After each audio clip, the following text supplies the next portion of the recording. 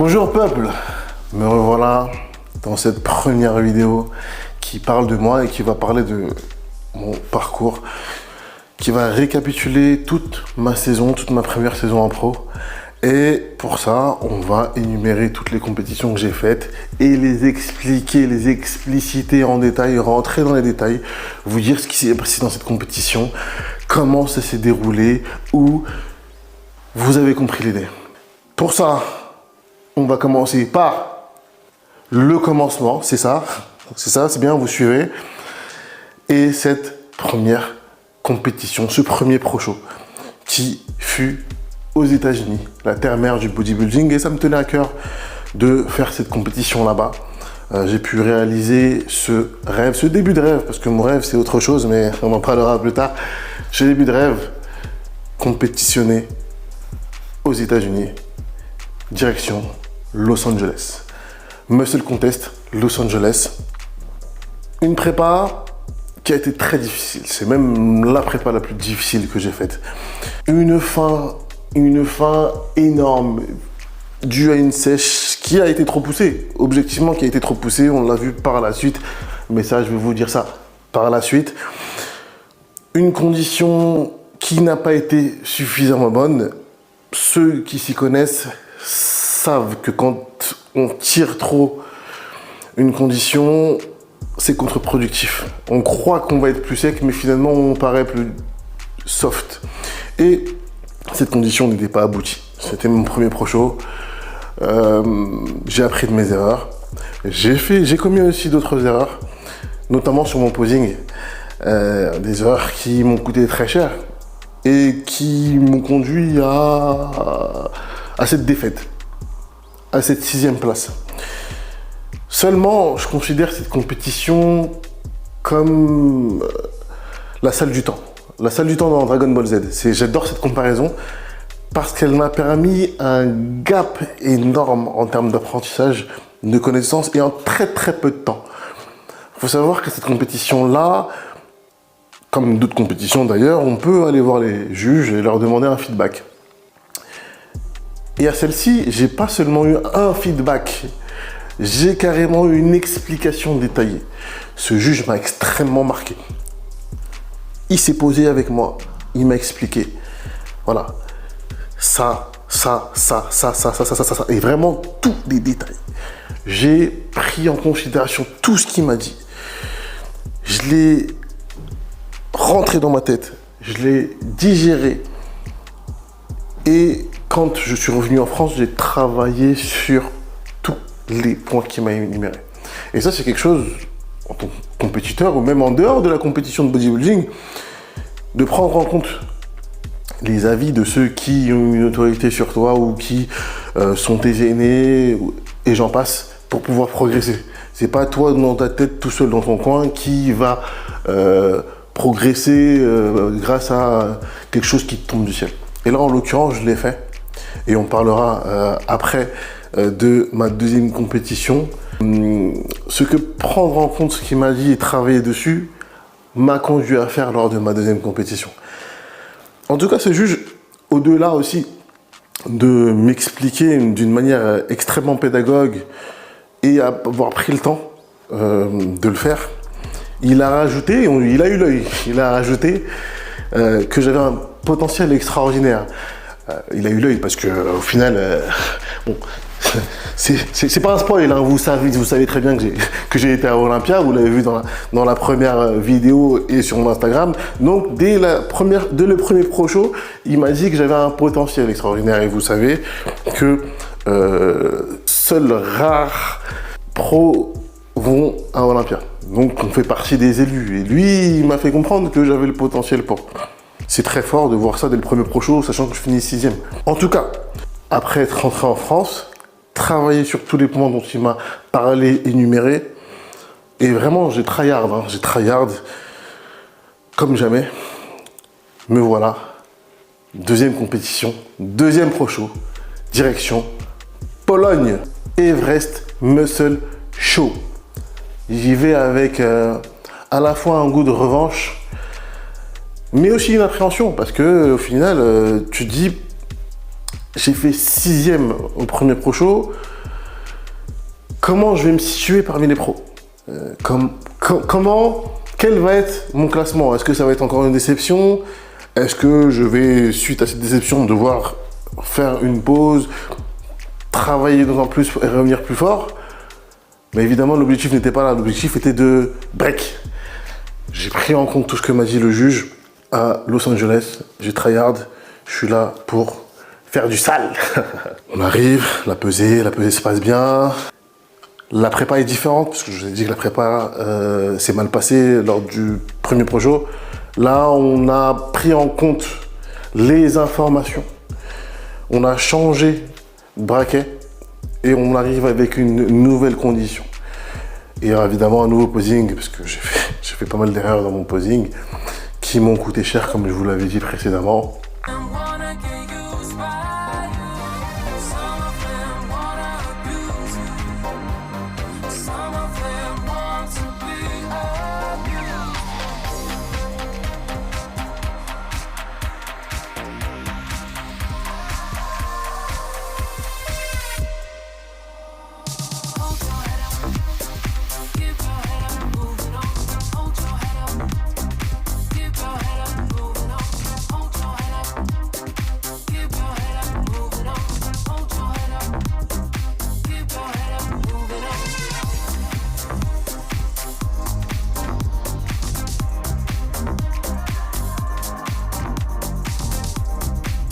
Thank you so much, Paul.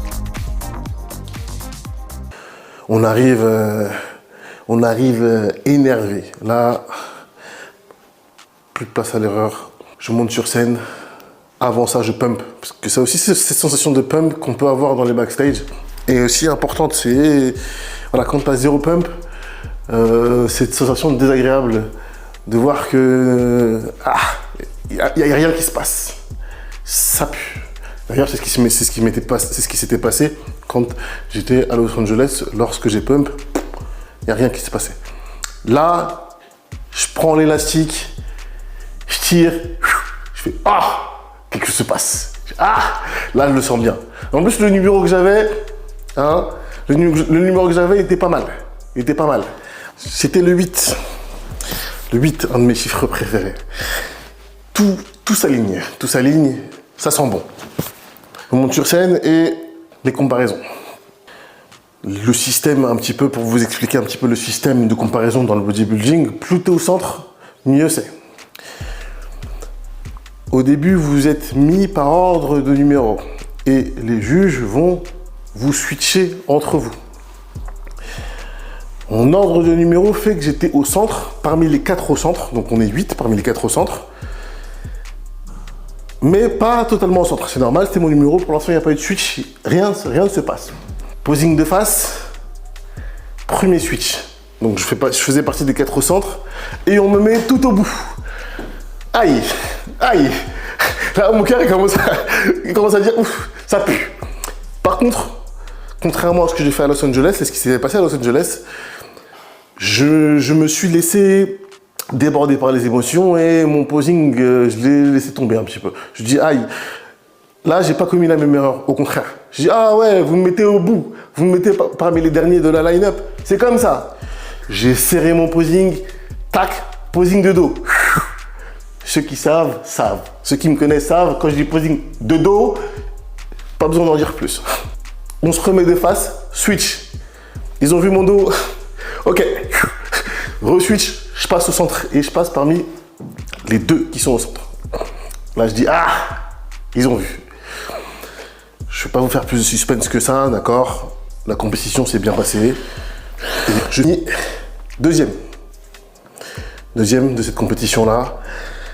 Avec un goût amer quand même. Comme on dit souvent, deuxième place, entre guillemets, c'est la pire place. Non, c'est pas la pire place, mais vous comprenez l'idée, c'est qu'on est à une place de la première place et en l'occurrence de la qualification à Olympia. Et c'est ça qui m'a fait mal au cœur. Je me disais, j'étais vraiment pas loin de cette qualification à Olympia. J'aurais pu souffler. L'histoire aurait pu être magnifique, sachant qu'en plus, d'après les juges, c'était très serré entre moi et le premier.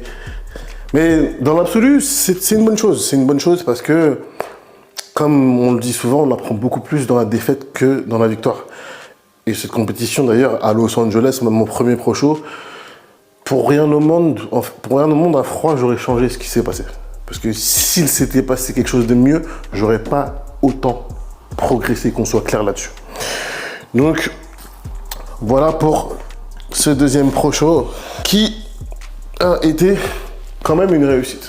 Sachant que je pars d'une 6e place à Los Angeles. Troisième pro show, M-Pro classique, Espagne. Alors là, avec mon prépa de l'époque, on décide d'adopter une toute autre stratégie. On se dit, tiens, on va essayer d'arriver le plus gros possible. Erreur fatale. En effet, souvent quand on adopte cette stratégie, on perd en condition et on n'arrive pas forcément si gros que ça. Alors, je suis arrivé très gros quand même, mais j'ai perdu pas mal en condition. Sachant qu'on était sur un show où la condition était primordiale. Je me suis fait fumer. Je me suis fait fumer et je ne l'ai pas si mal pris que ça parce que en fait, je savais exactement pourquoi. Et pareil, j'étais dans une optique, ok, j'ai fini du coup à la 7e place et j'ai quand même eu une belle médaille, elle est très belle cette médaille de l'M-Pro, d'ailleurs magnifique. Mais j'ai fini à la 7e place, je me suis fait fumer, comme j'ai dit, je savais exactement pourquoi. Il n'y a pas de souci, j'apprends. Je sais que cette stratégie de vouloir arriver le plus gros possible n'est pas à refaire, n'est pas à faire. D'accord, pour vous, je vous dis, elle n'est pas à faire si jamais vous êtes des compétiteurs. En fait, pour vraiment dire ce qui s'est passé à la fin, je rigolais. Je rigolais de cette place, pas dans le sens où les juges ont fait n'importe quoi, mais je dis, ah, voilà, ok, très bien, j'apprends. Merci pour l'apprentissage. Passons au 4e pro show qui était le pro show le plus important de la saison et je vais vous expliquer pourquoi. C'est le moment où il y a une pub là, normalement. 4e pro show, Europa Pro, Allemagne. Comme je l'ai dit, c'est vraiment le plus important de la saison. Pourquoi? C'est le dernier show de l'année qui te qualifie à Olympia. Mais pas seulement. C'est le dernier show de l'année qui te qualifie à Olympia et aussi qui est régi sous l'ancien système de qualification à Olympia. Ancien système où il fallait juste gagner un seul pro show pour te qualifier à Olympia. Tous les shows après celui-ci, pour te qualifier à Olympia, c'est sous le nouveau système, le nouveau régime, soit au point, donc les points que tu accumules en fonction des places que tu fais dans les différents pro shows, ou alors le fait de gagner 2 pro shows. Voilà. Donc, la pression est vraiment sur moi et sur tous les autres athlètes d'ailleurs de la compétition qui le savent pertinemment.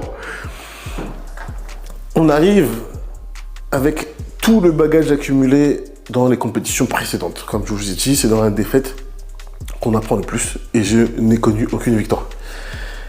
Mais j'arrive avec le feedback de Los Angeles. Ce juge, vraiment, il m'a marqué, il m'a vraiment marqué. Hein. Il a été déterminant dans ma carrière d'ailleurs. Les feedbacks de Pologne, les feedbacks d'Espagne. Et on arrive avec tout ça, avec une nouvelle condition, évidemment. La meilleure condition que j'ai sortie durant toute ma carrière, qui est ma carrière précédente. Et un posing retravaillé, un posing individuel qui s'est amélioré à force de le répéter, parce que c'est bien beau de travailler évidemment à la salle ou dans une salle de posing si vous en avez une. Mais la pression que tu ressens sur scène, c'est différent. Donc ça aussi, tu dois le répéter. Tu dois monter sur scène pour maîtriser cette pression et cette fluidité. Donc j'arrive avec un petit bagage. Évidemment, j'ai pas le bagage d'ancien, mais ça commence un petit peu. On est toujours sur ma première saison pro, rookie. On est là, on la veut. On la veut, on bataille. On bataille durant le Force Call Out. Assez rapidement, je suis sorti avec un autre concurrent. Nous faisons partie du top 2. Ils nous sortent de la line-up. on sait qu'on fait partie du top 2. D'accord? Soit ils sortent 2 personnes, soit ils sortent 4 personnes. Ça dépend des shows. En l'occurrence, on est sorti à 2, donc c'est qu'on fait partie du top 2. On est lâché. Top 2, on s'approche de quelque chose. On s'approche de quelque chose. C'est parti pour la comparaison du top 2. Ils nous ont sorti, donc ils nous recomparent. Une comparaison. Une comparaison longue. Je commence à avoir des crampes. Ils nous switch. On passe de front pose, back pose, front pose. Doucement les gars. Je commence à tirailler. Front pose, back pose. Front pose. Je fais, ah non, c'est chaud là. Là, ils me refont de dos, ça y est, je crampe. Ça y est, c'est fini. Je perds le match. Là, ça tire trop. Et là, ils disent, merci gentlemen, vous pouvez retourner en backstage. Je fais, j'arrive en backstage. De l'eau. Une fois que j'ai bu, je me recentre. Je sais pas quelle place j'ai fait. Je me souviens qu'ils n'ont toujours pas donné les médailles. Et ouais, j'ai le cœur qui... Le moment des récompenses. Je suis là, il s'appelle le top 5, je crois. Je sais plus, top 5 ou top 8. Mais on arrive au moment du deuxième. Donc l'annonce du deuxième qui annonce le premier, indirectement. Et là, je ferme les yeux. S'il te plaît. Je ferme les yeux, je regarde en l'air, je sais plus ce que je fais. Mais la pression, c'était atroce. Et mon concurrent est annoncé deuxième. Et là, j'exulte. J'ai envie de sauter partout, j'ai envie de courir, j'ai envie de faire plein de choses. Quel soulagement, je suis qualifié à Olympia. Là, j'y repense, c'est marrant, je le vis encore. Et voilà ma première victoire. Et du coup, la compétition suivante, vous en doutez, Olympia. Mais oui. C'est ouf quand même, hein? Ouais. T'as eu le dernier coach, quoi. Ouais. C'était la dernière compétition où tu pouvais te qualifier au Olympia. C'est ça, exactement, ouais. C'est une dinguerie.